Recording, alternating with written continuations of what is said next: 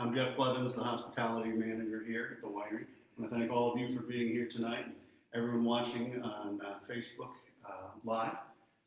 Tonight, we are going to be doing a holiday hosting as organized by Ohio Wines. I'd like to thank Christy and Lisa for helping facilitate this as well. We appreciate being invited to partake in the event this year. In a few moments, I'm going to pass it off to the head winemaker, Matt Rogers. He's going to go through the tasting and be able to answer any questions you might have on that. So, but first, before we do that, I'd like to give a brief history of the winery. It was established in 1983 when the Weinberg family planted the first grapevines on the property. The next year, they opened up and started selling their wine to the public. I think at that time they had maybe less than half a dozen. Over the years, they expanded and grew more varietals and expanded their menu as well. In 1996, they started working with Andy Troutman, and he worked here for a while, and then he and his wife, Deanna, actually opened their own winery down in Worcester, Troutman Vineyards. And they were starting that up when the opportunity came along to purchase the winery at Wolf Creek. So they took that opportunity as well. And for the last 20 years, they've been running both wineries and expanding not only the varieties of grapes they grow, but the menu as well. We are going to be having 23 wines on our menu starting tomorrow morning. And, as the years go by, I'm sure we'll probably add some more. I'm proud to be a part of the team here. And I also know, in conversation with Matt, he's also very proud to be a part of this great organization and company that they've got going. And so with that, I'm going to pass it off to Matt and let the drinking begin. All right, enjoy, folks. Thank you, Jeff. All right, so first up, we are going to go with the red wine on the upper left side. It is our Cabernet Sauvignon. So Cab Sauv, it's probably one of the most ubiquitous red wine varieties grown in the world today, thanks in huge part to the French, who were the ones who developed it. One of the things you want to look for in a good Cab Sauv, first is its nose.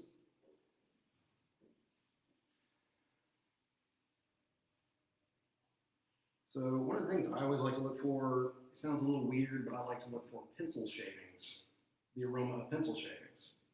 That's indicative of the tannins from the oak reacting with the wine. It kind of gives off a little bit of that graphite wood aroma.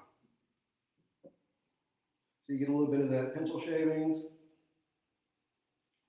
And on ours, I picked a little bit of dried leaves too.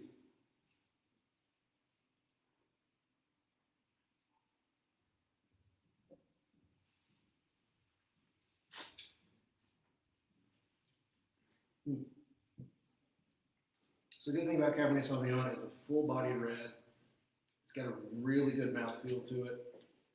We try to make sure our tannins aren't overpowering. So we try to make sure that they're not going to just dry your mouth out like crazy. There are some wines I've had that it's a bit like drinking a liquefied 2x4.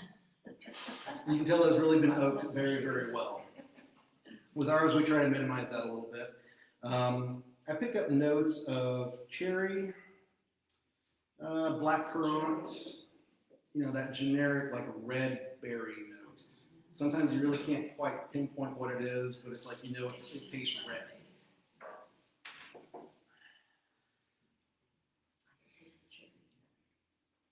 Like it's coal and licorice and no. Hey, there's no wrong answer when it comes to tasting wine. Some people are what they call hyper-tasters. They have higher density of taste buds on their tongues. They have higher density of olfactory sensors. So some people pick up things others don't.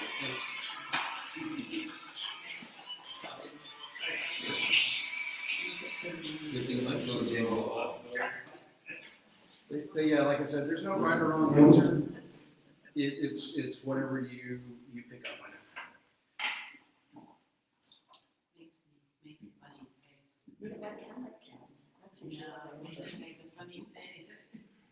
Does anybody have any questions, comments about it?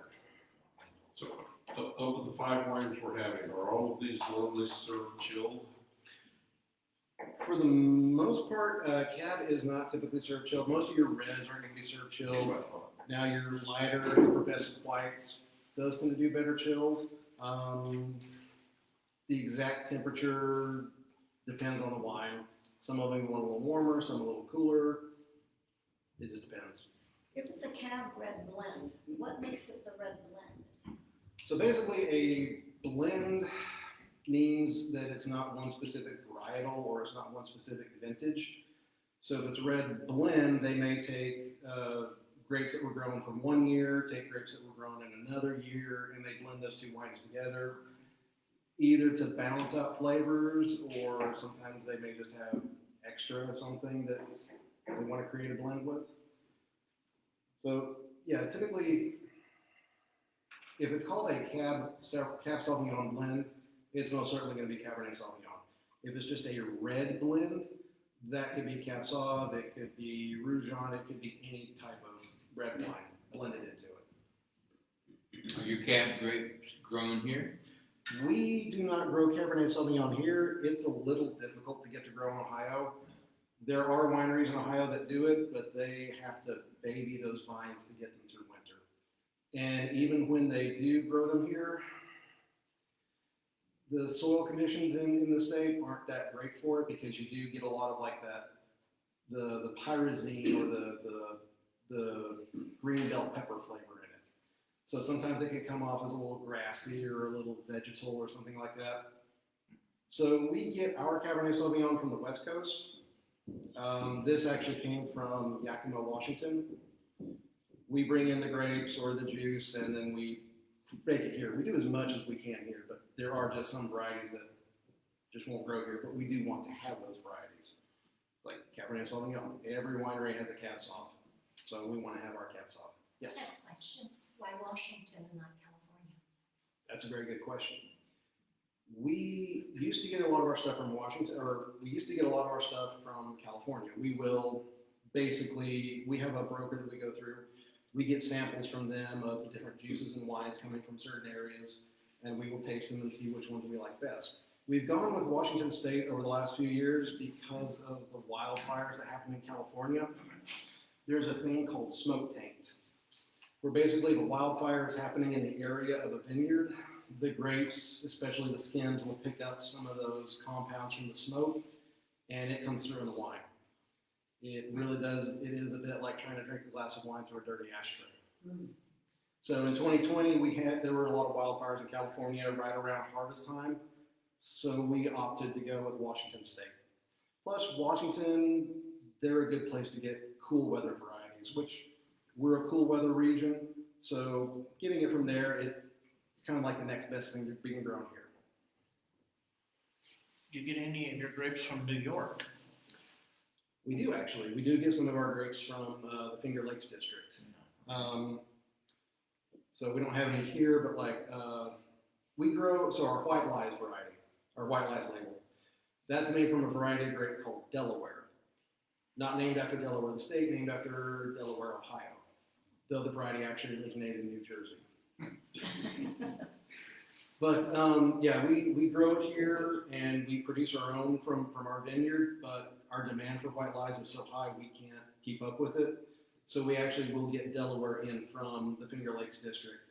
We have a company we go through, they ship the trucks in as soon as harvest is in, and actually I've got 2,000 gallons of it downstairs right now fermenting. How long do you ferment it for? It depends on the variety. Some of them ferment very fast and very hot, like a lot of your reds. They will ferment very quick. They'll ferment at like 90 plus degrees Fahrenheit. The white varieties typically go for longer and cooler. We have a walk-in cooler that we can set it down to 45 to 50 degrees if we need to, and we will let those go for weeks and months. Because with your white wines, you don't want it to go so fast that it destroys all the flavor and all the effervescence to it. So we do that cooler and slower, but then the reds, they are traditionally hot and fast. What will make a wine more expensive than another wine? 1,000 different factors. Okay. So it can be things like the particular vineyard that it came from. They may have a reputation for producing very fine wines. so it would command a higher price. It can be the variety, it can be harder to grow, it could be a lower yielding variety. Again, the winery itself plays a role. A lot of your very old vineyards in France, they have a very long, very well documented history, so they have wines that will carry very high price tags. What about the length of fermentation? That can play a factor. You always see in the movies, they bring out a bottle, oh yeah, it was a very good year. It can play a role in it. Like that's especially big among collectors. So like people that collect red wines from different vintages, there may have been like a year that was particularly good. I think there was one year in the 90s, it was really good for California Cab Sauves. And those bottles are really hard to find now because collectors snatched them up because they were so good. So again, it's like I said about the what's the word? The reputation, or how well one vintage is, that could cause the price to go up once collectors get a hold of them. They will then hold on to them and sell them later for usually a huge markup. Supply and demand there. Yeah, there are people who treat wine like an investment, like Beanie Babies. Remember Beanie Babies? Although I think wine is a bit more stable of a market than Beanie Babies. But honestly, I have a hard time keeping bottles of wine for too long because I just want to drink them. Well, like a Village the other day when I was getting some cab, and I got some that was on sale for $17.99. But then not too far away, you're looking at $70 bottles of cab, and you think, wow, will that taste be that much different? It can be. Sometimes it is. Sometimes it's marketing. People will put something at a price just because they know they can put it at that price. But yeah, sometimes there are some wines out there that are definitely worth the price. I have a few very old bottles at home that I've bought and found because I like them, but keeping those for special occasions. Yeah. Any other questions? The cab's gone. All right, let's move on down to the Oak Chardonnay just below the cab. Oak Chardonnay.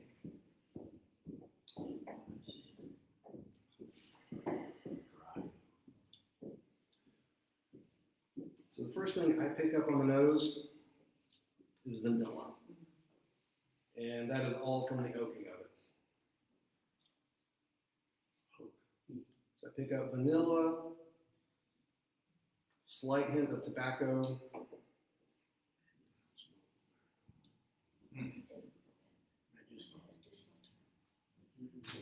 Sure you did. Well, with the video, yes. It's medium body white wine, very high acid. It's got quite a bit of tannin in it from the oak, probably because we bottled this year, so it's still relatively young. What's the fruit in it? What fruit is that? Chardonnay. A Chardonnay fruit? Chardonnay grape. Great. Yeah, all of these except for the I cranberry don't know are if grapes. there's another berry in No. here other than that. No, that's just, there's a variety of grape called Chardonnay, Okay. and that is what it's made from. Where is that grown normally? Chardonnay, it can be grown in Ohio. We currently don't have any right now. We get ours from Washington as well. Though there are Chardonnays grown in Ohio, but I don't have a whole lot of information on growing Chardonnay in Ohio. We've not really gotten that far yet as far as, so we want to plant in the vineyard. Chardonnays have always given me a headache. Why? And most people get a headache from red wines, but I don't. That could be from the tannins. So tannins are a chemical compound that are typically found in grape skins. They're the chemical that will give your mouth that dry feeling. So some people do get headaches from drinking or consuming too many tannins. So red wines have a lot of natural tannins in them. Plus, when you oak them, that introduces oak tannins into them. Chardonnay by itself is relatively low in tannins, though oaking it does introduce the tannins. So it's just one of those compounds that some people do react to it a little bit. Some people don't. And people they'll go back and forth saying, well, it doesn't give me a headache. Well, it gives me a headache. And no one really can agree on it. But it probably is the tannins in it. I like our oak Chardonnay because we don't make it overly buttery. A lot of Chardonnays, they will oak them in a way that gives them a very slick, buttery mouthfeel to them.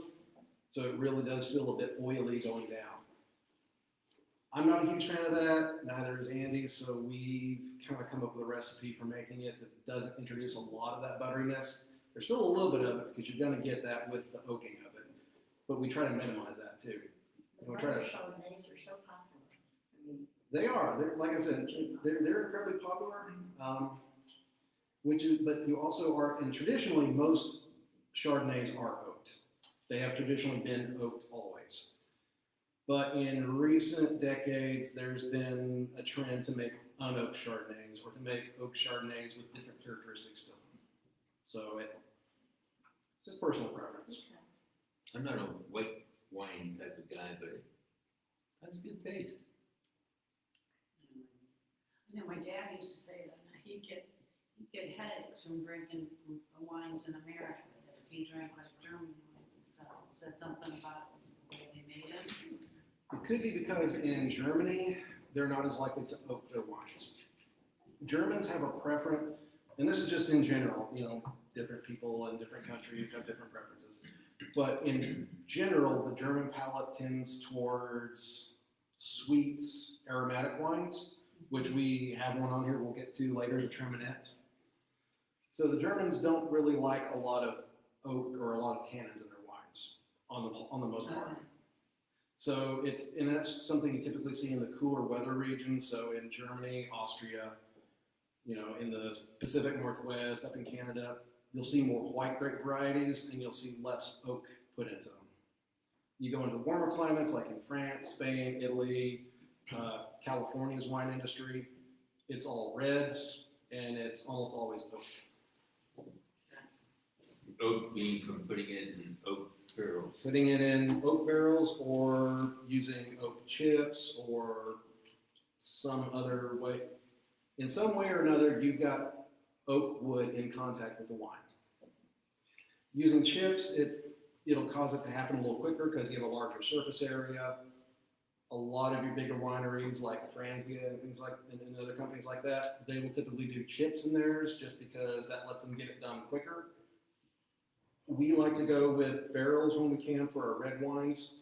Though with our Chardonnay, this time we did do chips with this recipe. We do that because it kind of lets us get a blend of different toasts of wood so we can kind of fine tune the flavor just how we like it. So your recipe could change maybe year to year from maybe different chips you may put in, or It could change, but honestly, this one, I think me and Andy both really like this one, so we're going to be sticking with this one for the time being. What's the name of that one here? The actual name? What? The oak Chardonnay. It's just oak Chardonnay. So doesn't have a name like White Lies or No, anything no. like that? Yeah, it's just one of our varietals. Okay. So if you go up to the tasting room, it's labeled as Chardonnay Special Cask. So yeah, it's distinct from the other Chardonnay bottle. Well, you're a visual aid guy, yes. What, you look very good. you have it on a big screen. Sure. Any other questions, comments regarding the Chardonnay? All right, let's move on to the next one up top, the Farmer's White.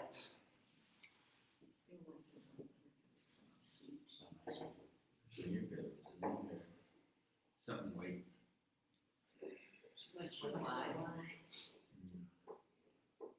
So the first thing I pick up is a bit of like a muskmelon scent. It's got a little bit of that, a little bit of a muskiness. It reminds me a bit like cantaloupe or papaya, that little bit of, well, a little bit of cheesiness to it. Papaya is like a very cheesy taste to it. So the Vidal Blanc, which is what this is made from, has a kind of a cheesy, note to it, a bit of a muskiness. But I pick up that. A little bit of grapefruit underneath it. That's a Vidal Blanc. Vidal Blanc, yes. What's the sugar content in that? Oh, I can't remember the sugar content on this one. It's not as high as White Lies. It is like very low. And the reason we leave a little bit of the residual sugar in it is because Vidal Blanc is a very high acid grape. It is very tart when it's fermented dry. So we leave a bit of that sugar in there to balance that out. Otherwise it would just be very, very tart. Do they serve this one chilled normally? So this one's typically served chilled. Didn't like the Chardonnay. Aren't usually all white wines chilled? For the most part, yes. As a general rule, if you're unsure of whether to chill a wine or not, You want it? chill the whites, leave the reds at room temp. There you go. Yes. I do have a question. You mentioned the musky taste Mhm. or smell Yes. on this one. Why is it that some Ohio wines, not specifically this one, but wineries, other wineries, their other wines, maybe red, Mhm. maybe semi-sweet red or sweet red, they all have that, it's almost like I say, an Ohio wine smell. Why is that? It can be for several different reasons. It most likely comes down to the variety of grape that was used. If it's a red, like our farmer's red, we make it with Concord grape. And Concord is a native grape. It comes from the Vitis labrusca family, or the fox grape. The wild ancestor of Concord is named fox grape because it has that very muskiness that people liken to the musk of a fox. I've smelled fox musk. It does not taste or smell like fox musk to me, but nonetheless, that's why they're called fox grapes. And that's why that quality to the taste is called foxiness. Okay. So it could be the variety that it is. So most of your native species, like Concord, Niagara, which is basically a white version of Concord, it's going to be very foxy. Our White Lies, the Delaware variety, is a little brassica. So it has a little bit of foxiness to it, though not nearly as much as the Niagara. It can also be, I forget what the name of the chemical compound is in it, but the Vidal Blanc, another variety, Sauvignon, has that muskiness to it. It's just a natural characteristic of the grape. It's not how it's made. No, it's not how it's made. It's natural characteristics of the grape. It can also be climate. It can be soil. Again, when it comes to winemaking and grape growing, it's 1,000 different variables. Okay.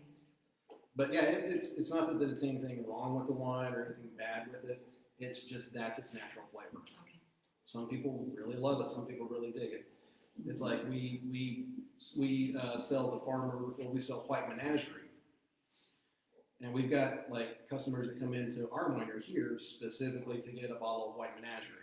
The White Menagerie is another Troutman label. It's made with Sauvignon grape. It is much more musky than this. So I got a family that lives up in Perry and Madison, Mhm. and there's all kinds of wineries up there because it's something with the weather and everything, and the soil and the grapes. Two questions. What is it with the weather or the soil, and do you guys get any grapes from that region up there? We currently don't get any grapes from up there. We have gotten grapes from elsewhere in Ohio before, and yeah, I don't know the details of the terroir or anything like that, Okay. but the characteristics of the soil. Andy is much more of a vineyard guy, and I'm much more of the cellar wine Okay. production guy. But yeah, you get little pockets here and there where things are just perfect. Yeah. It's like years ago, we had a wine called Rhapsody. It was made with Vidal, same as this, but it was Vidal that came from one specific vineyard that this one guy that Andy knew grew. And so he just bought all the grapes from him just to make Rhapsody. Well, that gentleman passed away and his family just tore out his vineyard, which made Andy very, very sad because those were some of the best Vidal grapes he'd ever got. Gotcha. So yeah, I mean, you can take cuttings from the same vine plant them in different areas of relatively the same spot, and they're completely different. It's like the Traminette. The Traminette we have a Wolf Creek Traminette, and then this is the Troutman Traminette. They both came from the same supplier, from the same breeder, so they're all genetically identical. But the difference between Summit County and Wayne County is incredible when you taste the two wines side by side. Oh, no You kidding. can really taste the difference between, even like this, a little bit of, so we get lake effect here. When you go down to Wayne County, the lake effect kind of stops. So the climate's a little different. The soil's different. Again, 1,000 different variables. Any other questions? Which is more conducive? More lake effect or less lake effect to make a better wine? Because you go up I-90, you're going up to New York and everything, Mm-hmm. Lake Erie, all lake effect type of things that go on towards those grapes, and you wonder, It ultimately depends on the variety of grape. There are some grapes that love cold weather. There's a variety that they grow at Troutman called La Crescent. It was developed in Minnesota. It is hardy down to -40. A lot of our vines here, they would die if they get like -10. So it really just depends on the grapes. And you go down south where I'm from Georgia. You can't grow these types of grapes here. It's just way too hot. But there is a native grape down there called a muscadine that grows exceedingly well. And so all the wineries you see down south are going to be selling muscadine wine. So yeah, it really just depends on the grape variety, whether they like all that lake effect or not. yeah, just like up towards the Finger Lake, Cabernet Franc, those type of things. Cab Franc is one of the European varieties that will grow exceedingly well here. In fact, we grow it out in our vineyard too. We've got a small spot that we've just planted up that the vines are doing absolutely wonderful this year. So hopefully within the next year or two, we'll have, our estate grown Cab Franc. How many bottles of wine can you get from a plant? Or how many grapes does it take to make a bottle? One bottle of wine is 750 milliliters, so about a fifth of a gallon. Typically, you're going to look at a 10-to-1 ratio from the weight of the grapes to the liquid you get. Okay. So we do 3,000 pounds of grapes. We may get 300 gallons of juice. Okay. So, and how much you get per acre depends on the variety you grow. It depends on how well you fertilize them, how well they're doing that year, what the weather's like. Mm-hmm. It's like this year we had a record-breaking harvest on our Delaware, our White Lies variety. We got we got almost 9 tons out of our vineyard, which is incredible from what we've had before. But we have other varieties that we didn't even pick them this year because there just wasn't enough to make it worth the while. Was it because we had a hot summer, or what made it that you had such a good harvest for the white wines? That's where the goats eat. There's 1,000 different reasons. Yeah, but I think it was because we actually fertilized those last year, so they had a lot of energy stored up going into the season, so they were just able to produce like crazy. Plus, we kind of got to them a little early before the deer got to them. Yeah, that's actually a big problem. We've actually just bought a bunch of deer fencing that we're going to be putting up around our varieties that they like to hit the most. So They like the grapes, huh? they like the grapes, and they know when they're ripe before we know they're ripe. So yeah, come harvest season, it's usually a race against the clock, against the deer and the turkeys and the groundhogs to get to the grapes. Groundhogs love grapes. Went out there one morning and there were several groundhogs sitting on the vines on the trellis. No They kidding. just munching on the grapes.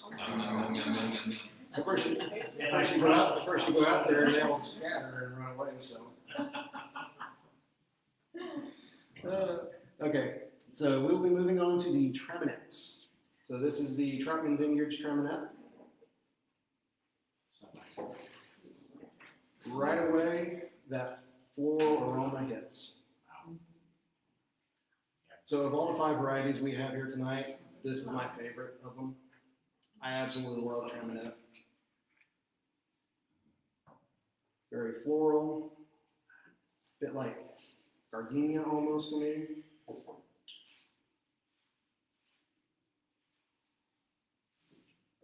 You almost taste or smell the spiciness too. Mm-hmm. It's a very light-bodied wine, very smooth, low acid too. It's with a little Sorry, floral. what'd you say? So it's very light-bodied. It's very low acid. So even though this is a dry wine, it does not taste dry. It does not taste tart. Yeah, it don't taste like a normal white, dry type of wine. Doesn't pucker you up. Is the Traminette, whatever the name is that named after the grape it's from? Yes. Okay. So Traminette is a hybrid. It was developed from the German Gewürztraminer. And Traminette means the little Traminer. So it comes from the Gewürztraminer. A good substitute for it would be Gewürztraminer, though that is typically a bit more intense than Traminette is. So it's definitely going to be a much more floral aroma to it.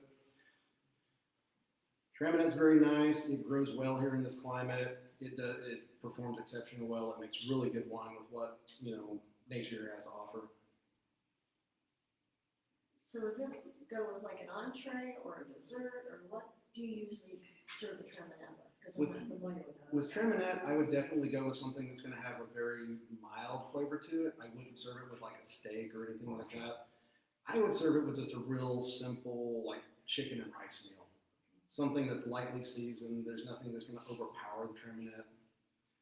And it's also like a good after dinner wine. If you don't want like a really super sweet dessert wine, Right, you want something on the drier side, to go with it. this is a good thing to go afterwards. Now, is this one of yours or is this? So this is the Troutman Traminette. It's under the Troutman label.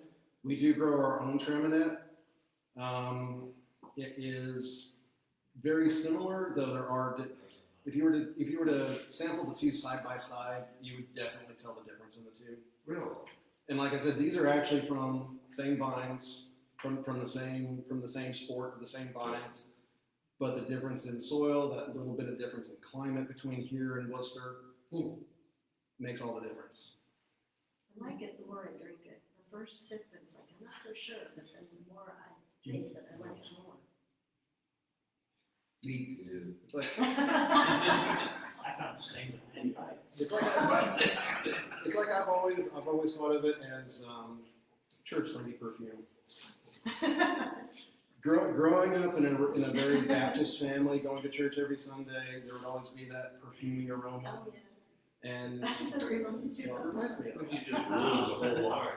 Another church lady from Saturday Night Live.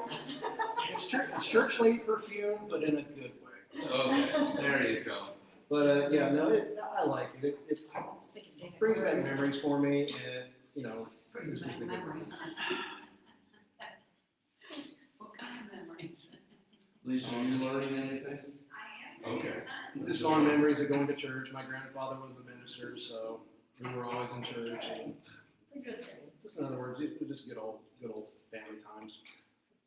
Yeah, we hear about those church kids. Hey, and They can turn out. Any questions, comments? all been good so far. Like it. I've heard them What all. could be the alternatives for someone who's So non-discriminating. Oh, that's right.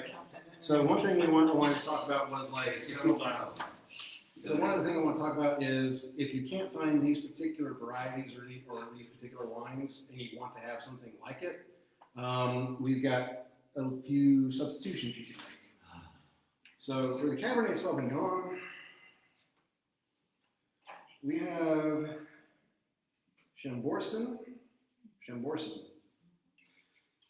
which I assume is a French variety based on the name, but honestly, Cab Sauv, if you can't find a Cab Sauv, then there's probably bigger issues at foot. Because, like I said, Cabernet Sauvignon is like one of the most ubiquitous red wines on the planet. And going back to that, he bought me some wine, a claret, Mm-hmm. and that's a type of cab. Claret. It was really good. Claret, that is a Yeah, that's Yeah. the one that he got. Pola, That Coppola claret, and it was delicious, but is that, I mean, it tasted like a cab in a way, that is a cab, but that's not it a was blend. really good. I'm not I didn't know it sure. I'm was not that. sure if I'm not sure if that's part of the Cab family or not, or if it's part of the Pinot family. No, that's It's a Cabernet. cab Okay. family, but I just wondered, because it's Yeah. kind of expensive. It gets kind of interesting when you start trying to like trace the genealogy of different vines. It's like Cabernet Sauvignon is a hybrid of Cabernet Franc and Sauvignon Blanc, and it's also one of the parents of Merlot, I think. Yeah, it gets a little crazy. There's so many, Just so like, many varieties. just There like it goes. Freak Show, which I bought some bottles, Freak show?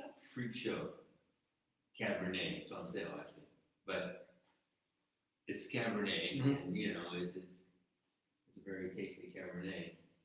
The Claret is Cabernet, I mean, it says Claret, but if you really read it and study about that, then It's good. it's Cabernet. Well, I knew it was a cab, that's why I bought it, I didn't realize it was a claret. Well, the internet says it's a red blend from Bordeaux, France. That's, you know. Well, Bordeaux blends are a blend of Cabernet and what else is it? A few other things in there, yeah. Yeah, there's another one that's traditionally used, but it's essentially a cap salt blend. So for oak Chardonnay, you can typically find oak Chardonnay pretty much anywhere. Most of the Chardonnay you find is going to be oaked, unless you read the bottle and it specifically says unoaked. That's generally how it's going to be. So for the farmer's white, a couple of good ideas would be like Riesling or any other type of Vidal Blanc would be good substitutes. Traminette, good Traminette substitute would be the Gewürztraminer. Who? Gewürztraminer. Oh, okay. So you'll find it in the grocery store right next to the Riesling and all the other German varieties. Yeah, I studied Spanish, not German, so. Where does Sure. a Pinot Grigio fall in between these? Pinot Grigio is going to be a pretty medium-bodied, fruity wine. It's going to have a much more fruity note to it much more fruity note to the tongue. Does it have a lot of that tannin? Because that No. gave me a headache too. I can't even drink a Pinot Grigio. Pinot Grigio is fairly low in tannin. It's not that I've never noticed it to be. Must be something that triggers that. Could be. Again, I'm not too sure.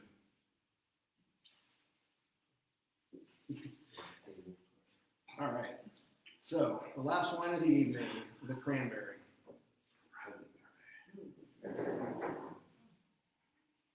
Juicy. I know that. This is probably the highest acid wine we produce. It's also the sweetest wine we produce. We have to leave so much sugar in it just to counteract that tartness. It's definitely sweet. Yes, it is. But yet it It's says sweet it's and tart. tart. It is sweet and tart. It's, Mhm. good. It's I mean, nice. It's a it is good. I'm not a cranberry fan. I love I like cranberry. very sweet wines. And this Well, is- you didn't So, have so the mine, Cranberry you is definitely one I would say uses a dessert wine. It's something that's going to be very sweet you want after dinner. It'd be a little too overpowering for most anything at dinner. I like it. It's good. I'm not a huge sweet wine. You carry this all year round, the cranberry? Unfortunately, no. We Not so. We try to carry it as much as we can, but Cranberry has a lot of technical challenges to making it. It has a very long fermentation time. It typically takes about 6 months to ferment cranberry. Wow. And it's all because cranberry, it's been used in folk medicine for, like UTIs and things like that.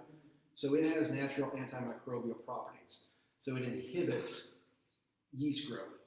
The yeast will live in it. It will ferment, but the yeast won't divide. They won't make more baby yeast to keep the fermentation going. So we typically have to continually re-inoculate it with more yeast just to get it going. And this last batch, for whatever reason, it just took forever to get it to ferment to the right alcohol content. So it ended up taking about 6 months. Oh, alcohol content, what kind of percent is it? The cranberry, I think, is it 11? 12%. What Yeah, about all of these? Are they all right around 12? Most of these are going to be in the 10 to 12 range. For most of our wines, aside from a few that we've got in the works, we tend to keep it a little low. You get really high alcohol content, it's going to get you, feeling really good really quick. That's what he's looking for. No. But sometimes that burn from the alcohol can sort of take away from the flavor that you're trying to produce. Understand. You want just enough alcohol to be able to carry the flavor, to be able to get, those flavors teased out of it that you want to tease out of it. And that's pretty much all you want it for. You don't want it so strong that one glass is going to be all you really need. You want to be able to sit and enjoy a glass or two of it. This is good. I like that. That's sort of like a few years ago when they fought to get the craft beer alcohol limit raised so they could make 20% alcohol beers and stuff. Yeah. Nobody's making them because nobody drank them because it took all the flavor out of it. It takes, I know, it's like the only one I've ever had that I was lucky enough to try Sam Adams Euphoria once. It doesn't taste like beer. It is more like sipping a spirit, just because of how high the alcohol content is. That's Hop and Frog makes some of those that are really, really high, and they're not good to drink. They're not fun to drink. No, the burn takes away from it. It sort of ruins the flavor. So, Yeah, when just like bottles of wine, he's got bottles of beer there from certain years that they're selling for $60, $80, $90 a bottle because whatever, it was a good year for beer or whatever. But yeah, if you go in and look, he's got these certain ones that are just ridiculously priced. Yeah, so it's like Australian wine. Australian wine tends to be very high in alcohol. It's just the Australian taste for it. You'd be hard pressed to find an Australian wine that's going to be lower than about 14%. Never had an Hey, Australian when we wine. go to Australia, Yeah. Never had that. never. Oh, sure. Yeah, some of them, I guess. Something like that. But about the only exception I ever make to the alcohol content on wine would be like a port or a sherry or something like that that's been fortified. Then it sort of becomes worth it because you're going to get a lot of that natural sweetness of the juice or fruit still in it. What does that mean to be fortified? So fortification is basically where you start the fermentation and then you let it get to about 2, 3, 4%, and then you pour distilled spirits into it. So typically brandy. That will stop the fermentation, kills the yeast, preserves all of that sugar that's still left in it, but you have the higher alcohol content that you want. And then you let that age and mature, and it mellows out the burn of the alcohol. The natural syrupy sugars of the juice will age with it, and it comes out something really magical. Oh. What would It be an is. Port example? is very good. Port's a good wine. What would be an example of a wine that has that in it? Typically, if you find any wine that's a port or a sherry. Sherry, okay. Yeah, so sherry is fortified wine that's from Spain. Ports are from Portugal. Of course, you will find like dessert wines that are going to be very high in alcohol like that. Anything that's called a fortified wine is going to be produced in that manner. Port's a little sweeter, kind of like a sweeter type of, stronger type of wine. You got alcohol, spirit. Oh, port is, Here in St. Augustine, and I had a Greek wine there. Really, really, and you can't find it anywhere. I mean, they don't have like a section of like Yeah, hard to find or something. they are hard to find. Most of the most famous wine producing regions are going to be Spain, Italy, France, Australia. Those are the ones you're going to see here. Greek wine's great. I mean, I've had some good Greek wines. They have the oldest winemaking tradition in Europe. Well, aside from the Republic of Georgia, which is where they think grapes originated. So, Have you guys thought about getting into a port wine here? actually, yes. I was gonna say, that would be a great seller. That's one that's what you're talking about. That's one that's going to be released tomorrow. Yes. Oh. Tomorrow? We'll release on Where's that tasting at tonight? Yeah. We should have got the We'll first see you all in the tastings of it. Whoa. So yeah, you're gonna have it- a port They tomorrow? will be available in our tasting room tomorrow. Its label is called Pandemia because it's a project that Andy came up with during the pandemic. Right, that's what I was gonna say, there's a connection there. Yeah. So So we hear Some upstairs, strings for us, Lisa. it'll be released upstairs. it'll be released tomorrow. It'll be in our tasting room tomorrow. Can you see what the bottle looks like today or not? We have a bottle. I'd like to see what it looks Want like. to grab it? Yeah. Or- And Go ahead, Heather. Yeah, go ahead and grab corkscrew too, Jeff. With one J. I'm Jeff. I think we're done here for the evening, folks. If there's any questions, relay them along and maybe I can answer them. Goodbye. Very interesting.